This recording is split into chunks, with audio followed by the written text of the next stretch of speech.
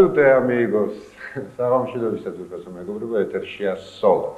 დღეს მე ორი სტუმარი მყავს სტუდიაში საღამოშიდობისას. ძალიან დიდი მადლობა მოგზანებისათვის. დაჩი, რომელიც დღევანდელ პროგრამაში ვებლობს მონაწილეობას და შეგვისრულებს ფლამენკოს და ჯემალ მალასიძე. ამ შემთხვევაში უკვე კლასიკური გიტარა, კლასიკური ჰანგები, ეს უფრო ლათინურ ამერიკული და ასე შემდეგ. მე მგონი ესეც საინტერესო საუბარიც გამოგვივა, იმიტომ რომ თემა საკმაოდ დიდია, თუნდაც აი ფლამენკოდან დავიწყოთ ფლამენკოდან, ეს ფაქტიურად ჯიპსი სიტყვა ნიშნავს ბოშას, ნუ ყოველ შემთხვევაში ინგლისურად და ისტორია ესეთი, როცა მავრები ასე ვთქვათ დაიზრნენ ესპანეთში, მათ თან წაიყოლეს მთელი არმია ბოშათა ბანაკების და ჯიპსი ანუ ითარგმნება როგორც ეგვიპტელი, Egyptian. და რა თქმა უნდა, აი ბოშათა ბანაკმა შეიტანა თავისებური რაღაც მუსიკა, რომელიც ესპანეთში მე უფრო განვითარდა, უფრო მიიღო რაღაც ისეთი მოდერნიზება. ხო, მოდერნიზებაც, უფრო გაიშალა, უფრო საინტერესო შეერია, რა თქმა უნდა, ადგილობრივ ეთნურ მუსიკაში და მივიღეთ ესეთი ფლამენკო. ფლამენკო ალბათ შემთხვევით არ მოდის, ხო, ესეთი მუსიკალური სტილი, ალბათ უნდა გიყვარდეს უპირველეს ყოვლისა და ძალიან ბევრს უსმენდე. რა თქმა უნდა, ანუ ბოლოს წერტილი დაუსვა პაკოდელოსი, რომელმაც საერთოდ რევოლუცია მოახდინა ფლამენკოს სამყაროში. ეს იყო სენსაცია იმ დროს.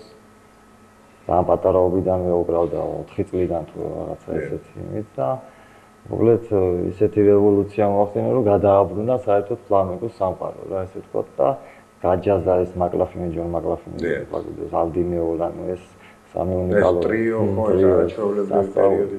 სასწაული მოახდინეს.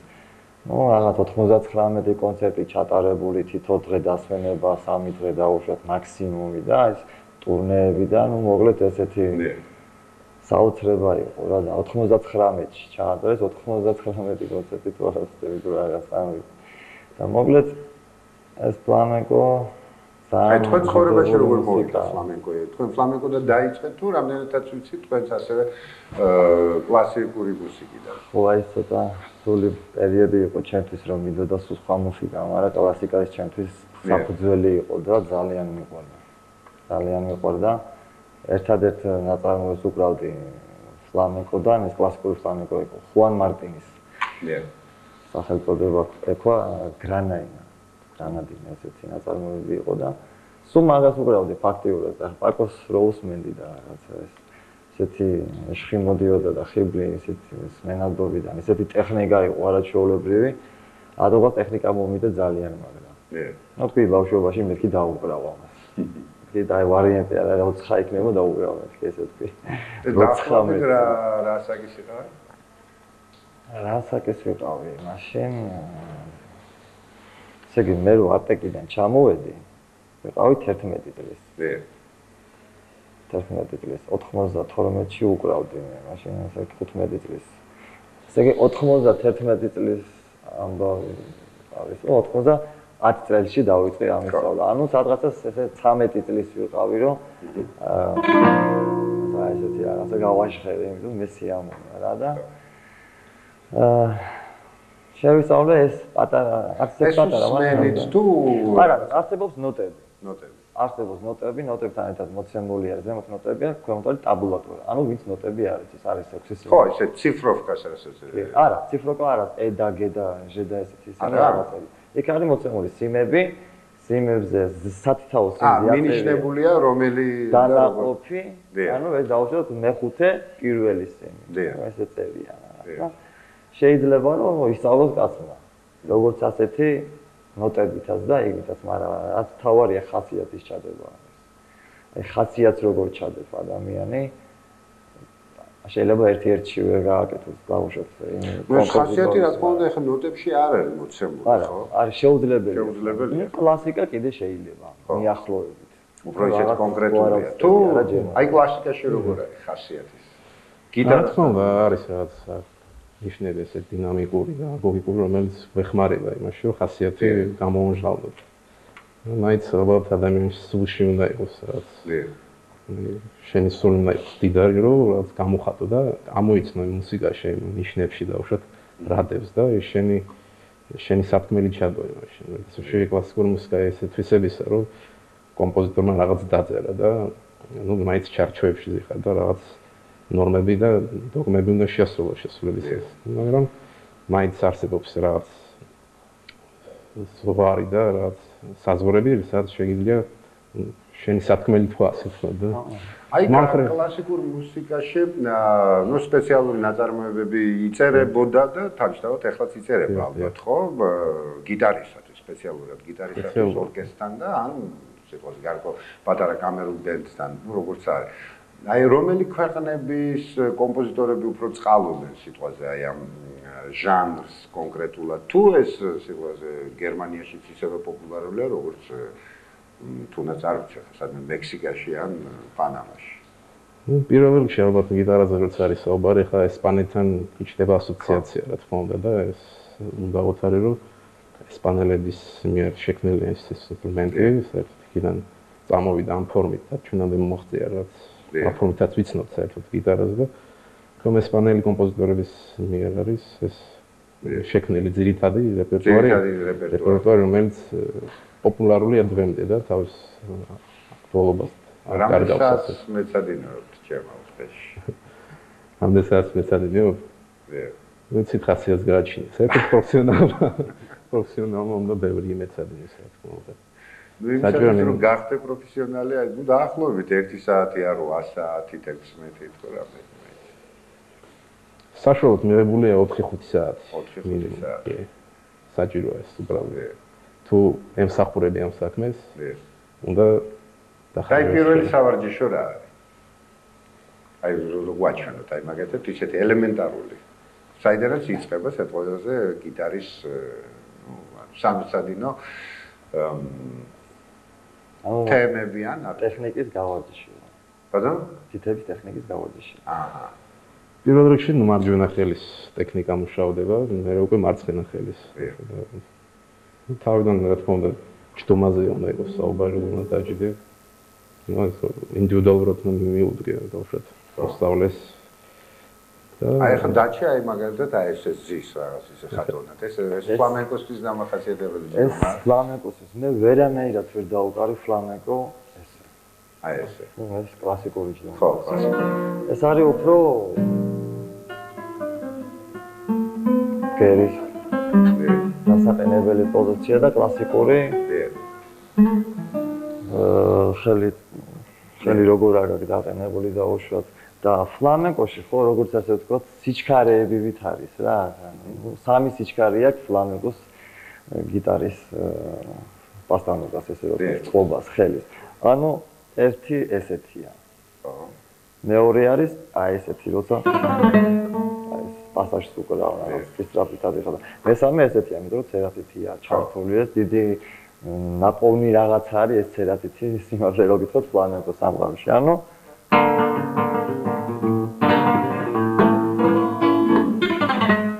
ესეთი მოძრაობა არის ხელის კლასიკურ გიტარაში არის ეს ერთი ელემენტები აი მაგალითად როგორც აი ესეთი კლასიკური გიტარის რა თქმა უნდა ეს ჯდომაც განსხვავებულია რა თქმა უნდა ну აქ საჭირო გიტარისტი და დაჟდეს თავისებურად აქ ხელი უნდა იყოს თავისუფალი და აბსოლუტურად გასწორებული და რომ არ იგზადებოდეს ხელი და ეს კლასიკური ბგერა საერთოდ უფრო განსხვავდება ფლამენკოსაგან უფრო ინტიმურია და ფლამენკოში უნდა მოდიოდეს რაც ცეცხლი ენერგია და ნუ კლასიკურ მუსიკაში რაც უფრო მოეფერატურია ანუ უხეშად რო ვთქვათ ეს ჭიდაობა უნდა ფლამენკოს ბგერას ეს აი ეს არის ფლამენკოს ბგერა და აი თითქმის აი ეს არის კლასიკური ბგერა ხო აი ჯემა თუ შეიძლება დაყენებული აქვს აი უფრო ბილია მე ხ დაყენებული მაქვს ჩემი აპარატი ესე ვთქვათ სპიკერის ჭხილები ანუ ფლამენკოზე ხორციდან წამოსული ბგერა არის ფლამენკო და კლასიკა აიგრევე ჭხილით იღება ალბათ ცოტა გვერდულად რაღაც სრიალას ლიკინა უნდა იყოს ჩვენ განვაგრძობთ საუბარს და ასევე რაც ყველაზე მთავარია მოვისმენთ კიდევაც ფლამენკოს კლასიკურ ნაწარმოებსაც და რაც ყველაზე მთავარია დუეტებით შესრულდება და მსურს აღნიშნო, რომ ეს ფაქტურად ყველანაირი რეპეტიციების გარეშე აი აქ უცებ ისე სპონტანურად შეგოწიწებული ჩემს აზრით ძალიან საინტერესო იქნება, რომ აი ესე უცებ სპონტანურად წარმოადგენთ რაღაც კომპოზიციებს დუეტში. ეხლა კი რეკლამა ჩვენს ეთერში.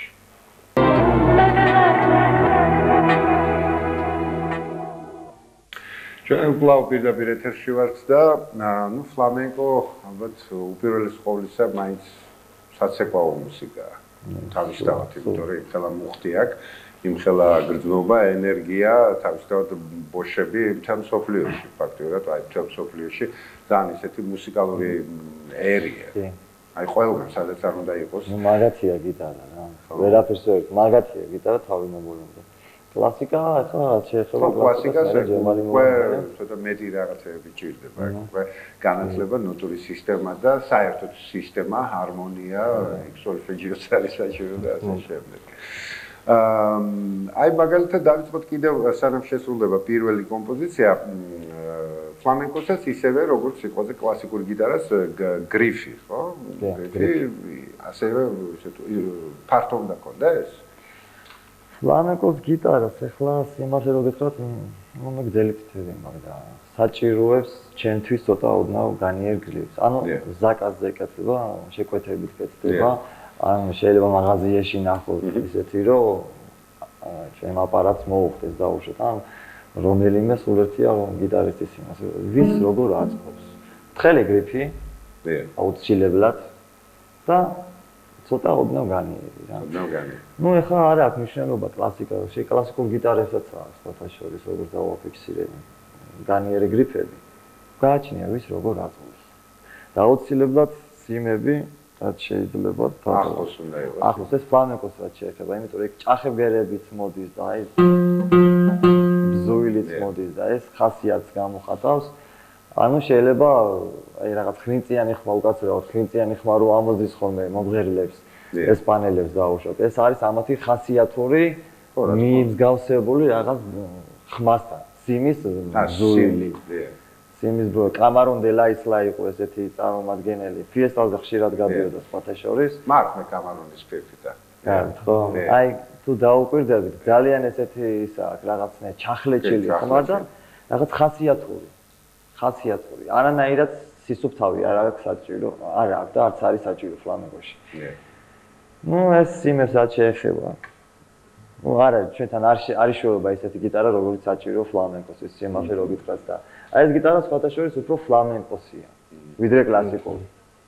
ეს არის ბოშორი, რაღაც ტრადიციული ფლამენკოს ბგერა გამოაქვს, მაგრამ კლასიკა ძალიან მშვენივრად სრულდება. ესპანური კლასიკა მით უმეტეს ძალიან კარგად. ეს იყო სხვათა შორის აკობ ჯაგასპანიანის გიტარა. აკობ ჯაგასპანიანი? აკობ ჯაგასპანიანი. შიდა ჩამოდი. მე კითხვა მებადება, ვინ არის აკობ ჯაგასპანიანი? ერთ-ერთი ერევნელი, ესე ვთქვათ, ფლამენკისტი. ერევნელი ფლამენკისტი, რომელიც ძალიან ხშირად იყო ხოლმე თბილისში. სხვათა შორის ერთ-ერთ ფესტივალზეც გამოდიოდნენ, მე მახსოვს ჯგუფი იყო ტრიო, არ ვიცი, შეიძლება მე სხვა ჯგუფზე ვსაუბრობ. ტრიო თუ დუეტი, ხა ზუსტად არ მახსოვს, ერთ-ერთი იჯდა იმ ინსტრუმენტზე, ესეთი ოთხკუთხედი ტუმბო, კახონზე, კახონი ქვია მაგას. ხო. იყო ხო? ძალიან ისეთი იყო, რა ქვია, საინტერესო. ფესტივალი იყო 98 წელს ჩვენთან თბილისში და მაშინ გამოვიდა და 92-ში იყო, იქიდან ვიცნობ მე მაგ აკობ ჯაგასპანიას და სუპირულად რო დაუკარი ამ გიტარაზე გავგიჟდი. აი ესეთი ჟღერადობა იყო, რომ ნახდას აი მომინდა ესპანურების დაკვრა და რა ვიცი. მეთქი მინდა რომ ვისწავლო, პედაგოგი არ მიშვებდა, იმიტომ რომ ჯერ კლასიკა უნდა მისწავლო, გამეყენებინა. ისე ხელი როგორ საჭირო იყო და უჯერებდი ხა, რა თქმა უნდა, მაგრამ შიგადაში ვსაუბრობ. შიგადაში ხამ-ხამობით სახში. ვიპარავდი ხოლმე ესე ვთქვათ. ეხლა გააქვს საშუალება და სასიამოვნო იქნებოდა ეხლა პირველი ნომერი რო მოვისმინოთ და რას მოვისმენთ?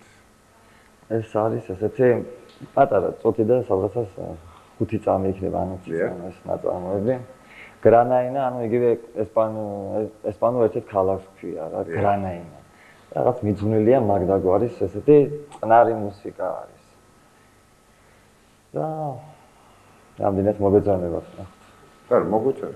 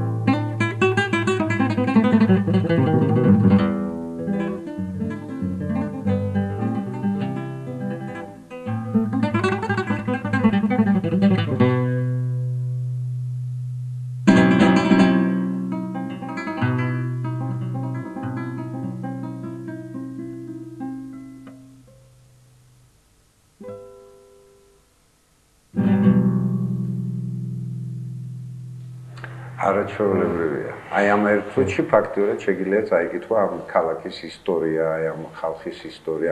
ძალიან ისეთი არა, ქვია, თხრობითია საერთოდ. ანუ მოგონებას ვეძახი. მოგონება დავარქვი ჩემთვის რა. რაღაცას გაგონებს. დიახ, რა თქმა უნდა, რა თქმა უნდა. ეს იმპრესიონისტულია ხო, აი რაღაც შტაბეჭდილებას, რომელსაც ღებულობ და მე თავისთავად შეშენებურად ყვები ამას. ну ესე ვთქვათ ეს ერთ-ერთი პატარა 25 წლის 23 წლის ვაჟკაცი ესპანელი ბუშაბიჩი იყო რომელმაც დაწერა ну თავისი სკოლა გამოცემული იქ ყველა დამბადებიდან თან დაყოლილები აქვს ეს გიტარა ამას მოკლედ თავისი სკოლა გამოცემული და საქართველოში ჩამივარდა რა ერთ-ერთ მეგობრისგან ეს სკოლა და რაღაც კასეტები ვიდეო კასეტები უსმენდი რა და ავსვენადობაში ძალიან მომიდა ამის დაკვრა. ფაქტობრივად დავჯექი ვისწავლე რაღაც 5 თვეში, ფაქტობრივად შევისწავლე 5 ნაწარმოები. არანაირი ის არ დამჭიროებია ხა ტექნიკა, პედაგოგი, ხა რაღაც დრო ჩემი პედაგოგის აყვანა 28 წლისა ვარ ზაბორო. ხო და მოკლედ მოხდა ის ერთი რაღაცა რომ შევისწავლე ეს ფლამენკო და ეს სხვათა შორის ძალიან აგრესიულად უკრავს ეს პაკო სერამო ესეთი კომპოზიტორია. ძალიან ესე აგრესიულად უკრავდა და მე რაღაც ცოტა გაშევცვალე რა. რაც რამდენად მისაღებია? ნუ თავისთავად ახლა ყოველი მუსიკოსი თავისებურად ხედავს. რაც კლასიკურ მუსიკაში ალბათ ეს ნაკლებად არის, ხო? მე იქ პერსონას ნაკლებად ეძლევა ამის შანსი, რომ თავისეული დამოკიდებულება გამოამშრომლოს, იმიტომ რომ იქ უფრო კონკრეტულად აქვს მოცემული, ხო, თემა შესრულების მანერა, ტემპი და საერთოდ სულ ყველაფერი. ასე რომ მაინდამაც ისე თავისუფლად ვერ იღრი, ხო? რა თქმა უნდა, ხო, მაინც ფლამენკო მუსიკა არის ფაქტობრივად მთლიანად იმპროვიზაციაზე აგებული და უნდა შენ თვითონ შექმნათ უბრალოდ ეს ფლამენკო რაც არის. ვიქაც არსებობს რაღაც კანონები და უბრალოდ ხო? ფორმატნადობის კანონები.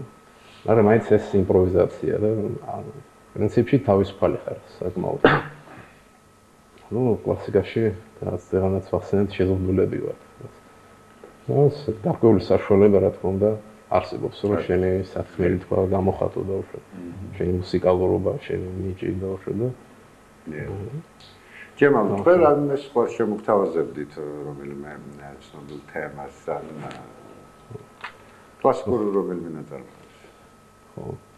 რა თქმა უნდა შეიძლება მე ძირითადად მიყვარს ხო ასე თქვა ჩემს სულთან უფრო ახლო ლათინოამერიკული მუსიკა და ყოველთვის ვცდილობ როდესაც დავუშვებ ჩემთვის რაღაც მინდა რომ დაუგრა ლათინოამერიკული ნაწარმოების შევასრულო და ეხლაც მინდა შეგესრულოთ არგენტინული ტანგო ეს ძალიან ცნობილი ნაწარმოებია და რა თქმა უნდა ყველანი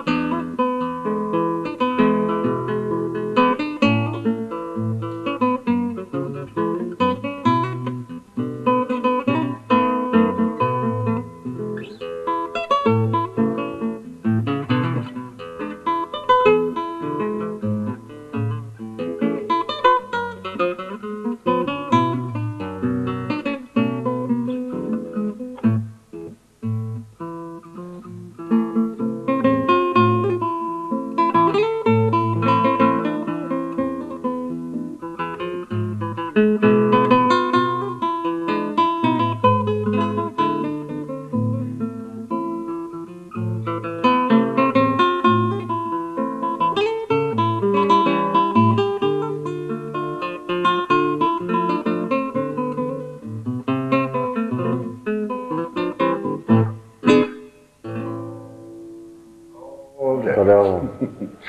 Armstrong a Kiss of Fire მასწავლებელს არაჩვეულებრივი იყო არაჩვეულებრივი თემა და ძალიან ლამაზი აი კარგი მუსიკა მელოდია ხო ფაქტობრივად უკრავია 100 წლის მერე 200 წლის მერე იქნება ეს სიტყვაზე გიტარაზე შესრულებული თუ ვოკალური ვარიანტი ყოველთვის აქტუალურია იმიტომ რომ მუსიკაში ყოველთვის მთავარია აი თემა ხო რაც ასრულებს ანუ ის მელოდია ეხლა სანამ კლავ ფლამენკოს დაუბრუნდებოდით ჩვენ გვაქვს პატარა ტიხარი გადაცემაში და დღეს წარმოგიდგენთ სოლო ალფავიტს სოლო ალფავიტში დღეს მოხდა არაჩვეულებრივი ამერიკული ბენდმა რომელმაც თავის დროზე შექმნა ფაქტიურად ჟანრი ფაქტიურად გზა გაუყვალა ძალიან ბევრ სხვა მუსიკალურ მიმდინარეობებს და ასე შემდეგ ჯგუფი შიკაგო ალექსანდრ პანკოვის ხელმძღვანელობით ჯეიმს პანკოვის ხელმძღვანელობით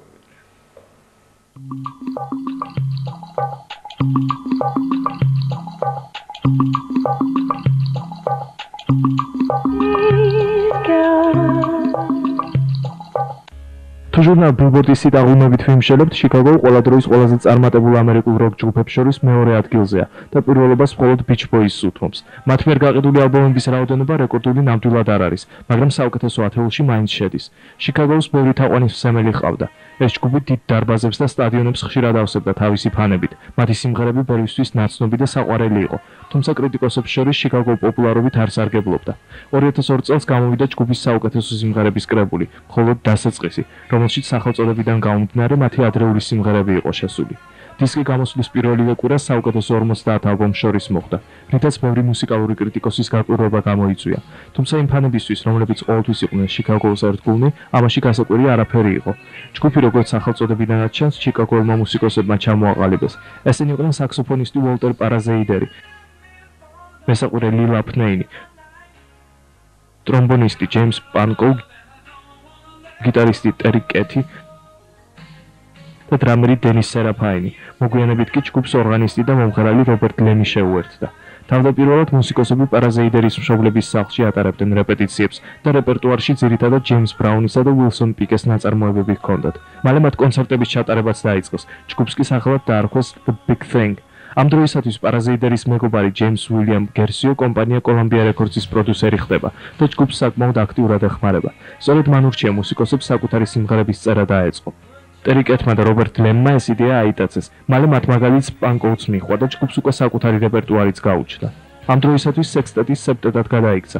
კოლექტივს შეუერთდა მომღერალი პიტერ სეტერა, რომელიც მანამდე მღეროდა საკმაოდ პოპულარულ ჯგუფში სახელწოდებით The Exceptions. ამრიგად ჯგუფს უკვე 3 ვოკალისტი ჰყავდა. 1968 წლის ზაფხულში მუსიკოსები ლოს-ანჯელესში გადადიან საცხოვრებლად. გერსიო კი მათი მენეჯერი და პროდიუსერი ხდება. ამ დროს კოლექტივის სახელწოდებაც იცვლება. მუსიკოსებმა პროდიუსერის მიერ შეთავაზებული ერთ-ერთი ვარიანტი მოიწოდეს და Chicago Transit Authority დაირქვეს.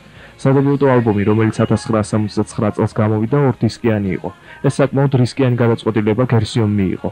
მანვე გადაწყვიტა, რომ ალბომის ყდაზე მუსიკოსების ფოტოს მაგივრად ჯგუფის ლოგო იქნებოდა გამოსახული. ალბომი საკმაოდ პოპულარული გახდა და რამდენიმე თვეში საუკეთესო 20-ში შევიდა. ამ დროს ჯგუფი უკვე ატარებდა კონცერტებს ამერიკის სხვადასხვა ქალაქებში. წლის ბოლოს კი სადებიუტო ალბომის 500,000 ეგზემპლარზე მეტი გაიყიდა და ოქროს სერტიფიკატიც მიიღო. ამ დროს გერსიოს დაუკავშირდა კომპანია სახელწოდებით Chicago Transit Authority და ჯგუფის სახელწოდების შეცვლა მოსთხოვა. პროდიუსერმაც გადაწყვიტა სახელი შეემოკლებინა. ამ მომენტიდან კოლექტივს უბრალოდ Chicago ჰქვია. 1970 წელს ჯგუფი უშვებს კიდევ ერთ ორმაგ ალბომს, რომელსაც დაერქვა Chicago. თუმცა მუსიკის მოყვარულთათვის ის ცნობილია როგორც Chicago 2. დისკი საუკეთესო 10-ში მოხვდა, ხოლო სინგლის სახელწოდებით Make Me Smile შესაბამისი ჩარტის ასეულში. თავდაპირველად ამ სიმღერის სინგლად გამოცემას მუსიკოსები არ აპირებდნენ, მაგრამ საბოლოო ჯამში კომპოზიციამ საუკეთესო 10-ს მიაღწია, ისევე როგორც მისმა წინამორბედმა სახელწოდებით 25 or 6 to 4. რაც შეეხება ალბომს, ის მილიონზე მეტ ეგზემპლარად გაიყიდა და პლატინის სტატუსიც მიიღო. 1970-ის შემოდგომაზე კოლუმბია უშვებს კიდევ ერთ სინგლს, სახელწოდებით Does Anybody Really Know What Time It Is, რომელიც ჯგუფის ზედიზედ მესამე სინგლი ხდება, რომელმაც საუკეთესო 10-ს მიაღწია. კიდევ ერთი ორმაგი ალბომი Chicago 3 1971 წელს გამოვიდა და სულ ცოტა დააკვდა, რომ პირველ ადგილზე გასულიყო. მიუხედავად ამისა, სინგლის სახით გამოცემულმა მასში შესულმა სიმღერებმა ხელშესახებ წარმატებას ვერ მიაღწია. მათ მაგივრად ისევ ძველი სიმღერები გაჰიტდა. მომდევნო წლებში გამოსული ალბომები ერთნაირი წარმატებით სარგებლობდა. ყველა მათგანი როგორც მინიმუმ მილიონ ეგზემპლარად იყიდებოდა, მაგრამ ყველაზე დიდი წარმატება მოიპოვა დისკმა Chicago 10, რომელიც 2 მილიონ ეგზემპლარად გაიყიდა, რაც პირველ რიგში გრემის მფლობელი სიმღერის If You Leave Me Now-ს დამსახურება იყო.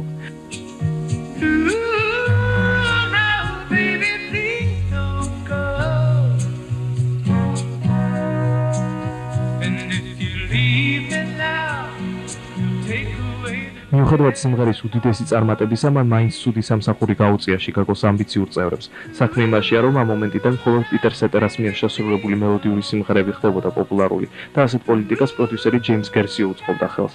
ამიტომ მუსიკოსებმა გადაწყვიტეს ის გაეთავისუფლებინათ და დაემტკიცებინათ, რომ მის გარეშეც შეეძლოთ წარმატების მიღწევა. სწორედ ამ დროს ჯგუფში ტრაგედია დატრიალდა. ცეცხლას როლი იარაღის მოყვარულმა და კოლექციონერმა გიტარისტმა ტერი კეტმა შემთხვევითი გასროლით თავი მოიკლა. ჯგუფისთვის მისი სიკვდილი უდიდესი დანაკარგი იყო. კეთი ჯგუფში დონი დაკუსმა შეცვალა და შიკაგომ გამოსცა თავისი რიგით მე-12 ალბომი, სახელწოდებით Hot Streets, რომლის ყველაზე პირველად განთავსდა მუსიკოსთა ფოტოები. ეს ალბომი საუკეთესო 10-ში ვერ მოხვდა, მომდევნო ნამუშევარი კი 20-შიც კი ვერ შევიდა. ამ პერიოდიდან დაიწყო ჯგუფში წარუმატებლობის ხანა. შიკაგო კოლუმბიას დაემშვიდობა და კონტრაქტის გაფორმებისთვის ახალი კომპანიის ზებნა დაიწყო. მალე მუსიკოსები დაუკავშირდნენ კომპოზიტორსა და პროდიუსერ დევიდ ფოსტერს, რომელიც აქცენტს კვლავ პიტერ სეტერას მიერ შესრულებულ ბალადებზე აკეთებდა. ალბომმა Chicago 16 კვლავ დაუბრუნა ჯგუფს პოპულარობა. ამაში დიდი წვლილი მიუძღვის სიმღერას Hard to Say I'm Sorry. მაგრამ Chicago-ს ისტორიაში ყველაზე წარმატებული მომდევნო ალბომი გახდა. ის 6 მილიონ ეგზემპლარად გაიყიდა. ამის შემდეგ პიტერ სეტერამ ჯგუფი დატოვა და სოლო კარიერა დაიწყო. ჯგუფში მის მაგივრად 23 წლის ჯეისონ შეფი მიიღეს. ახალგაზრდა მომღერალმა საკმაოდ კარგად გაართვა თავი ამოცანას და მალე სეტერას სრულყოფილ შემსრულებლად იქცა. თუმცა ამ უკანასკნელის წასვლამ კომერციული თვალსაზრისით ჯგუფზე უარყოფითად იმოქმედა. მე-20 საუკუნის 90-იან წლებში ჯგუფმა კიდევ რამდენიმე ალბომი გამოსცა, მაგრამ ძველი წარმატება ვეღარ გაიმეორა. ერთ-ერთი ყველაზე საინტერესო ნამუშევარი კი ალბათ 1995 წელს გამოცებული Mountain Day იყო, რომელშიც ტრადიციული ჯაზური კომპოზიციები შევიდა. How could we let it slip away?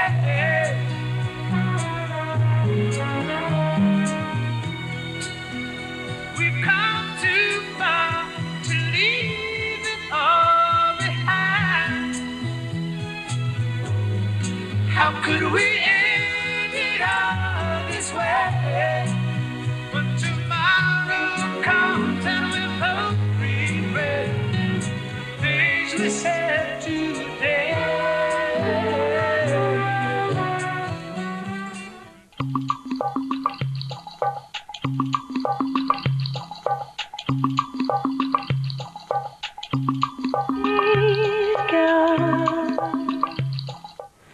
ჩვენ კვლავ პირდაპირ ეთერში ვართ და როგორც აი გავიგე თურმე ფლამენკოს წარმომადგენლები უმეტეს წილი ეწევიან ჩიბუს, ალბათ აი ფორმიდან გამომდინარე.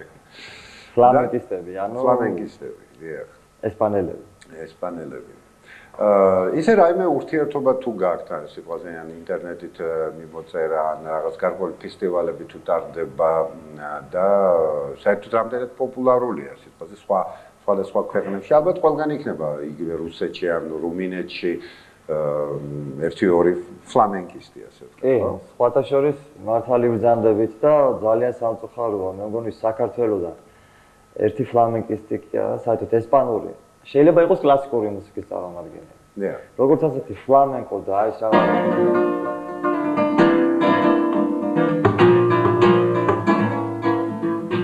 არ არსებობს. აი ესეთი რაღაცა არავინ არ წასულა, რატო არ ვიცი.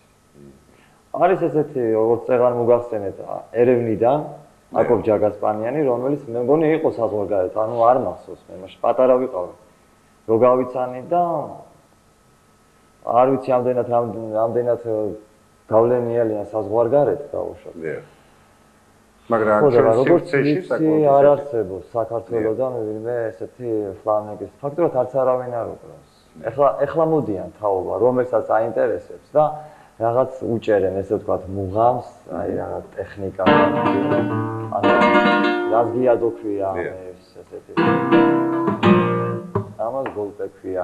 ანუ რაღაც ბაზბოჩკის ვარიანტი არის რითმის, რა და. არის კიდე რომ ეს უკრავენ სპეციალური მგვალი მაგიდა არის. და შიგნით სივცია როგორც გიტარასაა. ცოტა თხელია, გვერდებზე მოღრმავებული აქვს და ქვედან როზეტა აქვს, აი ეს ხვრელი აქვს ფეიდან და იქიდან გამოდის ძალიან ასე ბაზბოჩკის ხმა გამოდის. როგორც ესეთი ოთხკუთხედი ისენი რო არის, როზის აი ხშირად სანოსა აქვს ხოლმე, მამუკა სანოძეს. და კახონი ქვია მაგაზე, აი მაგაზე უკრავენ ხოლმე ხშირად და მგვალ მაგიდაზე. ანუ ესე ვთქვათ, ორი კაცი 4 ხელი. არა სასწაულად სასიამოვნო რითმი მოდის და პლუს მაგას ამას რო ატყავს. გოლპეს რო ატყავს. გოლპე ზეიდან, გოლპე შვეიდან. ნუ ეს კლასიკური გიტარაში გამორიცხულია, ხო? ეგეთი. გამორიცხული თვათ არის, აქაც რა თქმა უნდა გამოიყენება ეფექტები ახლა გიტარაზე დარტყმის დაუშვათ რაღაც ელემენტები და გამოიყენება. მithumetes თანამედროვე მუსიკაში ახლა ესეთი ხო, თანამედროვეთან გაიხსნა, ასე რომ ბევრი საზღვრებიც დაიკარგა იგივე კლასიკურ მუსიკაში, ახლა თანამედროვე კლასიკურ ნაწარმოებებს რო უსმენ, ხშირად ისეთი კომპილაციური სახის არის და ასე რომ ფაქტობრივად ყველაფერი შეიძლება რომ მოხდეს. და აი სხვა მუსიკალურ მიმდინარეობებს თუ წყალობთ ან მოგწონთ? კი. მე ფაქტობრივად არ არსებობს მუსიკა რო არ მომწონდეს. მე მგონი რა, ჯერ ახალი არც მომისმენი ესეთი რო არ მომეწონოს, მაგრამ ხანდახან ელექტროგიტარასაც მოვკიდებ ხოლმე ხელს და ხან დავუშვათ. არ ვიცი ახლა დიდად მეტალი დავუშვათ, მაგრამ ლაით მეტალი, პროგრესიული როკია. ნუ ძალიან მომწონს ესეთი მიმდინარეობა და რაც უფრო დაიხვეწებიან ელექტროგიტარისტები, მაგრამ ბუნებრივმა არავის არაფერი არ დაუშავა და ცოტა რთულია ეს. იმდენად რთული შესასრულებელია და იმდენად რთულად მოსარგებია გიტარა. არავის არ ვაშინებს საერთოდ, მაგრამ სულ ოდნავ ძალიან ცოტა რაღაცა უნდა ამის გაკეთებას. რო გავურო ძალიან ცოტა რაღაცა. ესეთი ხელის დაყენება მნიშვნელოვანი არის ეს როგორ დაждდებით. ჯდომას აქვს, ჯდომიდან მოდის თავიდან ყველაფერი. ჯერმან თქვენ უსმენთ სხვა ჟანრის თუ საერთოდ რას უსმენთ? აი რა არის რა მოხდა? ძირითადად რა თქმა უნდა მე მაინც კლასიკურ მუსიკას უსმენ და ბავშვობიდან კლასიკურ მუსიკაზე ვიზრდებოდი. ეს ოჯახური ტრადიცია იყო თუ უბრალოდ ესე მოიტანა ცხოვრება? ალბათ ცხოვრება მოიტანა, იმიტომ რომ ახლა მამა ჩემს უნდოდა რომ მე ხოდო მესწავლა გიტარაზე დაკვრა, უბრალოდ ფეხეთშვილს ესწავლა და მე მერგო ეს პატივი. პატაშვილს მეც მინდოდა, მაგრამ ბავშვთან არაფერი არ გამომივიდა, ნუ მოკლედ. კომპიუტერმა ასე ვთქვათ გიტარას აჯობა. მოხდა ისე რომ აღმომაჩნდა გარკვეული ნიჭი და გავყევი ამ საქმეს, ასე ვთქვათ, გამომივიდა. დაჩი შენ რაღაც აი ახსენე რომ რეპი მიყვარს ძალიან, აი ეს რეჩიტატივი და ასე ვთქვათ პოეზია მიყვარს საერთოდ. ხო, პოეზია მიყვარს. ადრე დაჟე პოეზიის საღამოებში მონაწილეობას ვიღებდი ბავშვობაში. ჩვენთან იყო კულტურის სამინისტრო, ეს დასახლება ორხევი არის. ისანის სამგორის რაიონი და სადაც ბაჩკიტიაშვილი უკრავდა სხვათა შორის.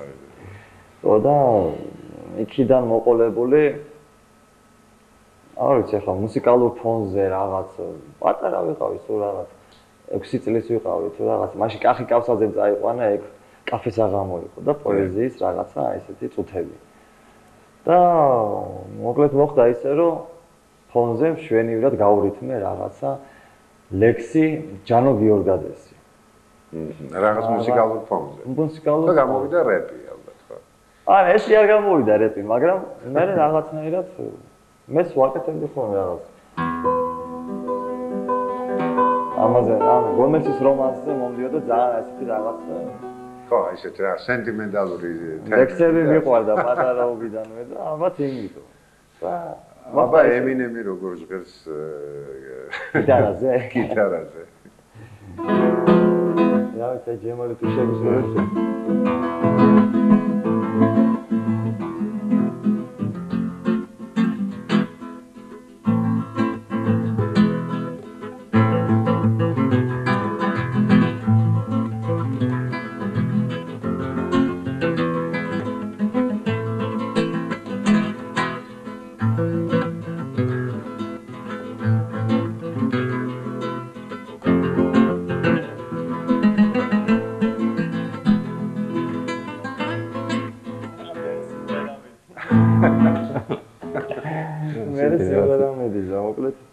ყველაფრის დაკვრა შეიძლება. გინდა რეპი იყოს, გინდაც რა ვიცი, soul-ი და ინსტრუმენტი. კარგი, მაშინ ისე კვლავ ფლამენკოს დაუბრუნდეთ და კიდევ ერთი კომპოზიცია. ფლამენკოდან შემოვთავაზეთ ასეთი სოლეარის ესეთი ნაწარმოები, ესეც იგივეა როგორც წინა კომპოზიცია. ანუ იგივე მოგონებანია რა, იმიტომ რომ ეს მოусმენთ და მიხვდებით თავად.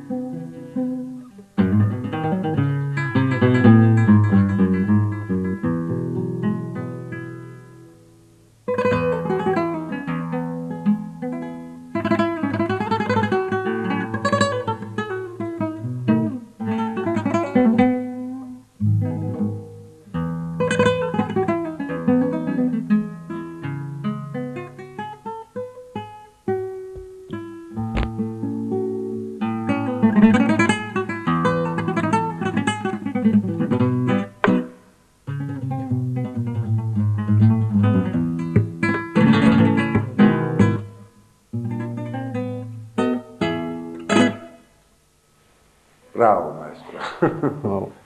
რა ერქვა კომპოზიციას? სოლეა. არაჩვეულებრივ. ეხლა თქვენ ჯემალ და მე მგონი რაღაც ისეთი აი რაც დავპირდით სპონტანური ასე ვთქვათ დუეტი შევთავაზეთ ჩვენს მაყურებელს. ეხლა რა იქნება ალბათ დაახლოებით იცით, ხო? კი, გასწავლე. და აი რამდენად გიწევთ, ნუ სანამ შეასრულებთ აი ბახის სიტყვაზე, ჰენდელის ან სხვა ცნობილი მუსიკოსების. რა თქმა უნდა, აი ძველი კლასიკოსების ნაწარმოები ძალიან უხდება სხვა შორის გიტარაზე. და რა თქმა უნდა, იმ პერიოდში გიტარა ბახის ეპოქაში რა თქმა უნდა არის გავრცელებული გიტარა მოდის, სადაც დაწყებული ნუ მე-17 საუკუნის ბოლოდან გავრცელებას მეტნაკლებად იწყებს და და მაგრამ აი სავიოლინო რეპერტუარიდან ხო ჩელოსთვის რეპერტუარიდან რაც შექმნილია ძალიან უხდება სხვა შორის გიტარას და ხშირად ასრულებენ გიტარისტები დიდი სიამოვნებით. თქვენ სხვა ასრულებთ ხოლმე ხანდა. მე რა თქმა უნდა ხა კონსერვატორიის სტუდენტი ვარ და ასე ვთქვათ მიწევს. ხო და იმედია ახლა ჩვენც ასე ვთქვათ შემოგთავაზებთ რაიმე კლასიკურს, ხო? კლასიკურს, ხო, დიახ.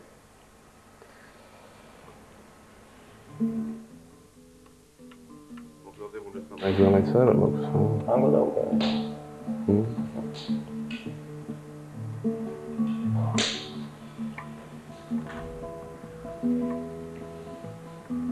ეს ობა არის ესეთი. დიახ. ობა არის რეზეის პოპა. ჯობია მე შევასრულო ის ჩემი სტილის მუსიკა. კი ბატონო, არა, არის ვენესუელური ვალსი. არჩევანია, კი ბატონო, რაც გესიამოვნებათ, რაც უფრო ვენესუელური ვალსი. ვენესუელური ვალსი.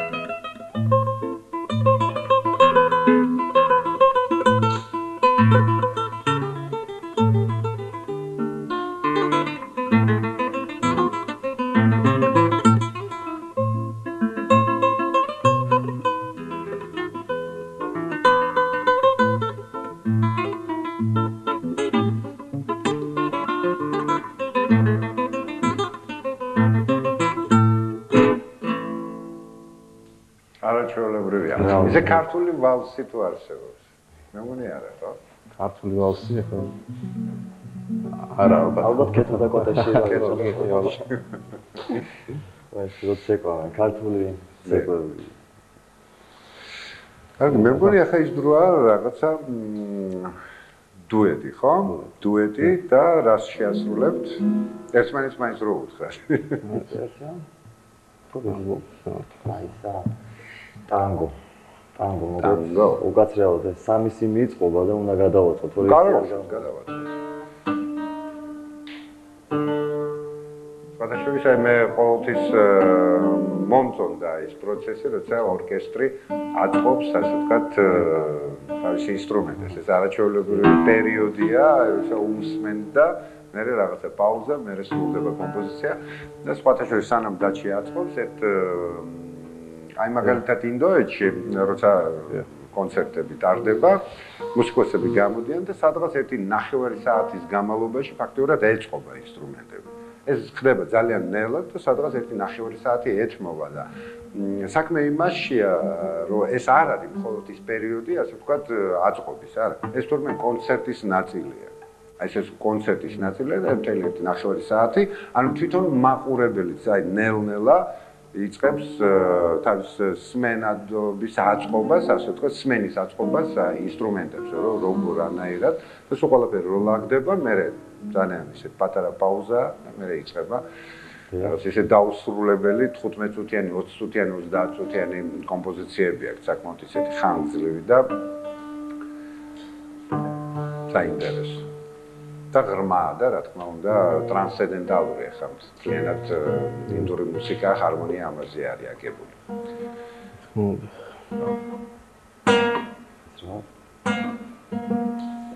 თავისით ეჭირება ხოლმე როცა მოჭერილია და მოუშვი ხალხი თავისით ეჭირება მიწევს. მოკლედ ძალიან საოცარია ეს ახლა აბსოლუტურად სხვა წყობა 6 სიმიანთან დაკავშირებით არის პირველი სიმი მი სი სოლ რე ლა მი. და აქ არის რე პირველი სიმი. სი ბემოლ, სოლ, რე, ლა, რე. აი ამ კომპოზიციაზეა სპეციალურად აი ესეთი.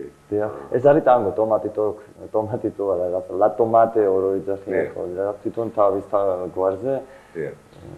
ხუმრობს ხოლმე რა, ლა ტომატე, ტომატინია და ეგეთ. და მოკლედ ესეთი ნაწარმოებია და სხვათა შორის ჩანკის უცხო იყო. ძალიან განსხვავებული იყო და დიდ მოდიში მოგიხდით თუ რამე შეცდომა ხო რა თქმა უნდა იმიტომ რომ დღეს გავაკეთეთ მას როგორც წერანთქვებს ძანეს და როგორც ეს მაგიდებზე უკრავენ 4 ხელი უკრავს და ჯემალი რაღაცას შემოგთავაზეთ ახლა რიტმს ხო რაღაცა ესეთი ვარიანტია და ნახოთ როგორ გამოვა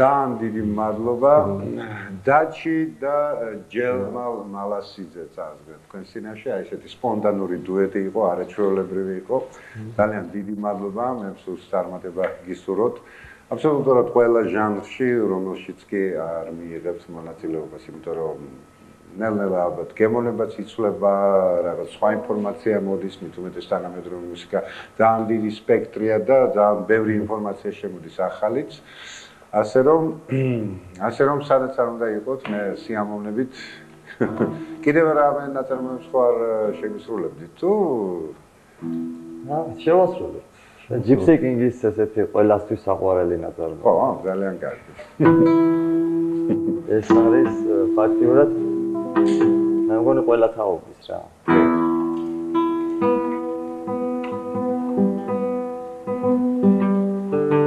პატარა ვიყავი რომ ეს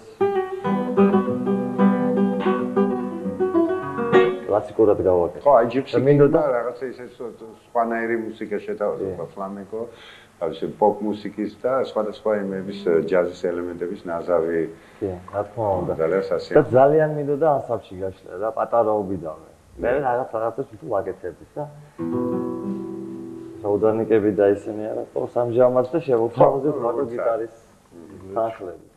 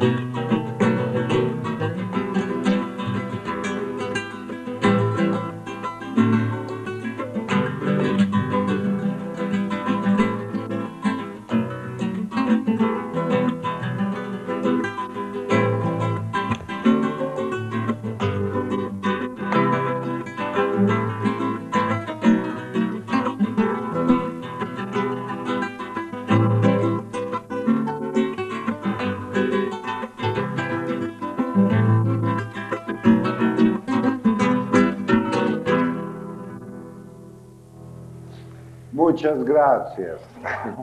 ძალიან დიდი მადლობა და რა თქმა უნდა ამით გემშვიდობებით. საუკეთესო სურვილებით ეთერში იყო სოლო. Adiós amigos.